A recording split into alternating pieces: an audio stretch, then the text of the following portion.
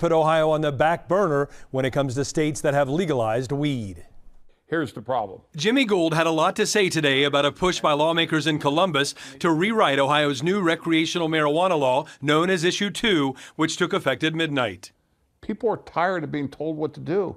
They don't want the government, state, local, fed, telling them how to live their life.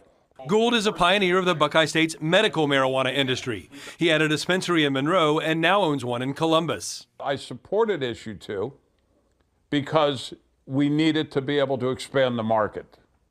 But unfortunately, what's happening here is the medical program is going to suffer, and the recreational or / adult program is completely ineffectual in the way they've designed it. Gould is referring to state senators who passed a bill last night that would fast-track sales of legal weed at medical dispensaries like the one he runs. The measure would reduce by half, but not eliminate, the number of pot plants adults can grow at home from 12 down to 6. But Gould says the devil is in the details. He argues the Senate's plan would drive the price of what he calls inferior weed through the roof while destroying Ohio's medical program.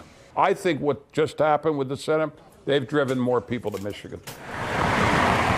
Ohio's neighbors to the north have been selling reasonably priced pot for several years. Gould and other industry insiders are now pinning their hopes on Ohio House members who are working to craft their own version of Issue 2. What we want is an ecosystem that is healthy for everybody. Now this afternoon, the House Finance Committee heard testimony about House Bill 354, which would make changes to Issue 2. It's not clear when or if the full House will take the proposal up for consideration.